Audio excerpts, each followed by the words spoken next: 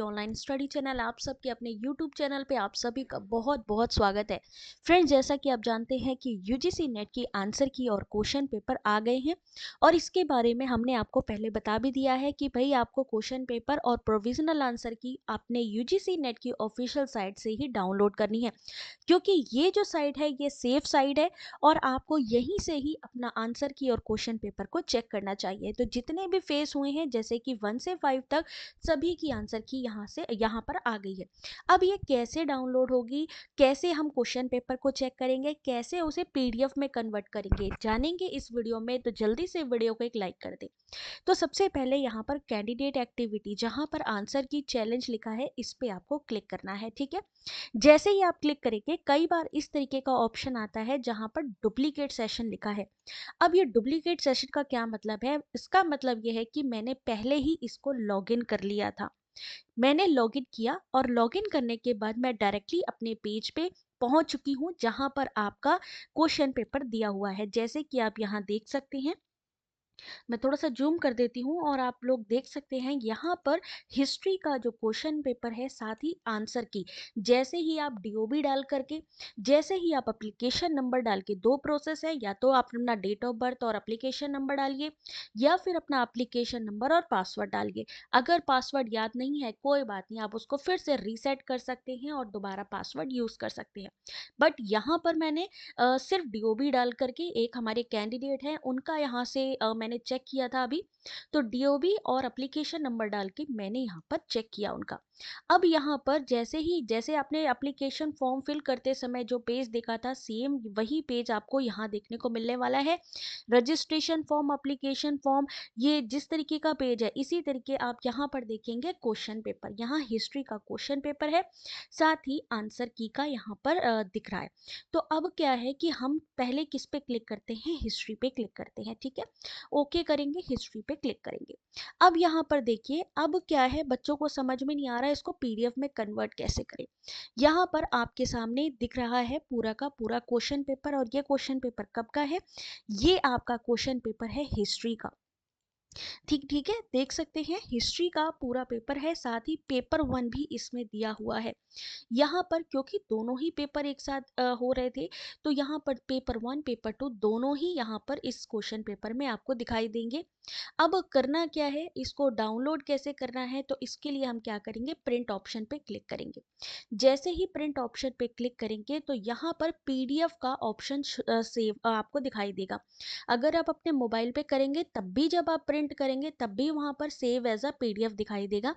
आप save as a PDF करके उसे प्रिंट कर लेंगे।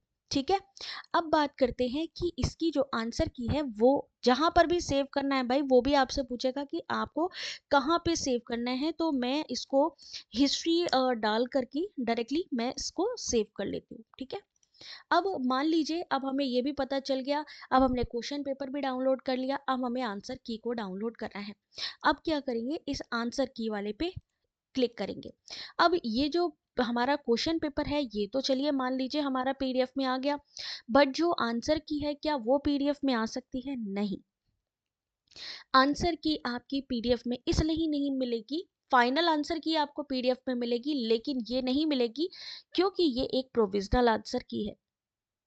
ये एक प्रोविजनल आंसर की है, तो इसलिए आपको इस चीज का ध्यान रखना है। अगर मान लीजिए आपको ये आंसर की चाहिए तो इसका स्क्रीनशॉट लीजिए और स्क्रीनशॉट लेकर के उसको आप चेक कर सकते हैं, क्योंकि बार बार अगर आप लॉगिन करेंगे तो लॉगिन इनवैलिड दिखाने लगेगा।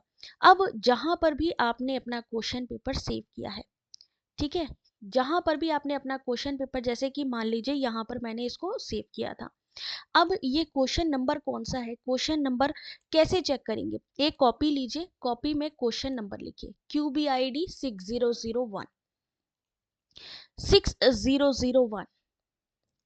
समझ रहे हैं?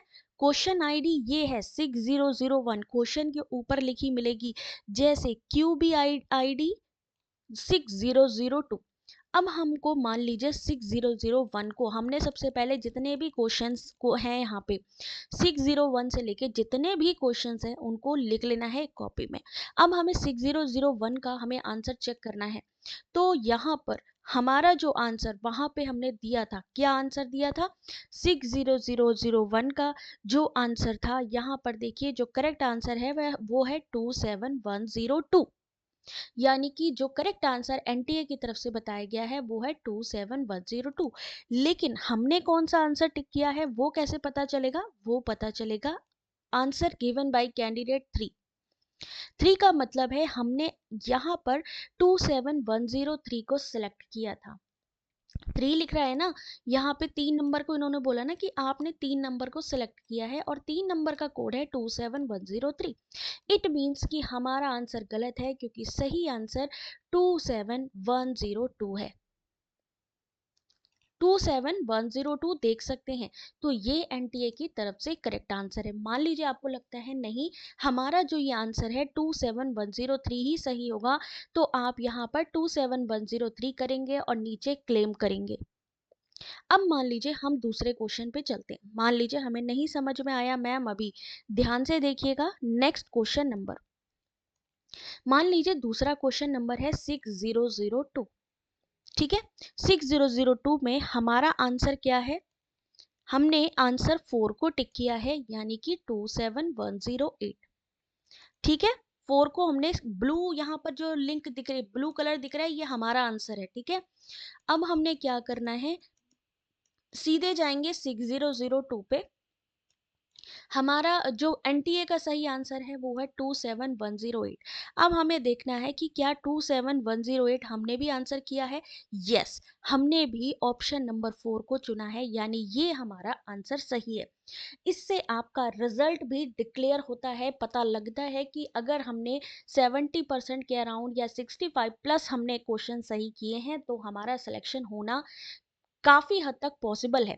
लेकिन अगर 65% से कम आता है या 60% के अराउंड आता है तो थोड़ा सा टेंशन की ज़रूरत है, क्योंकि जेआरएफ चाहिए तो थोड़ी कड़ी मेहनत करनी पड़ेगी।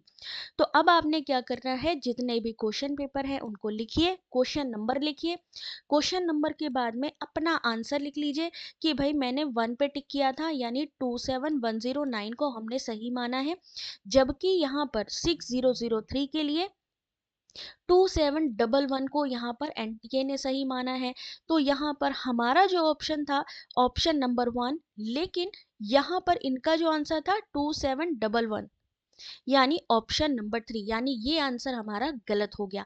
एनटीए कह रहा है नहीं, ऑप्शन नंबर 3। ध्यान रखिए ये जो करेक्ट ऑप्शन है ये एनटीए के करेक्ट ऑप्शन है।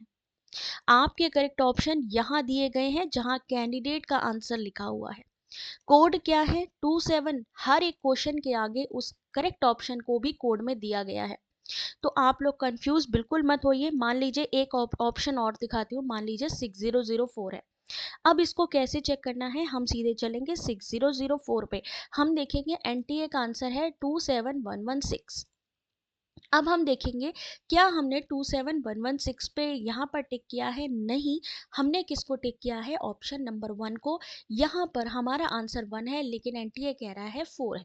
ठीक है, अगर आपको लगता है ठीक है एनटीए सही कह रहा है तो कोई बात नहीं, लेकिन अगर आपको लगता है कि नहीं हमारा आंसर जो हमारा सही आंसर है वो 114 है या 5 है या 6 है, तो आपको उस पर टिक करना है। और टिक करने के बाद जैसे ही आप स्क्रॉल करके नीचे आएंगे सारे क्वेश्चन इसी तरीके से चेक किए जाएंगे, सेव योर क्लेम कर देंगे। यहाँ पर आपको प्रूफ देना होगा, कोई भी स्क्रीनशॉट नोट्स आप डाल सकते हैं जिस जो आपका क्वेश्चन को दिखाएगा कि नहीं जो आपने आंसर किया है वो सही है।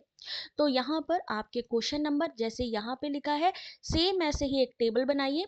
उस टेबल में एक तरफ क्या करना है, आपको एक तरफ क्वेश्चन नंबर लिखना है, एक तरफ एनटीए के आंसर लिखना है और एक तरफ आपको अपने आंसर लिखना है।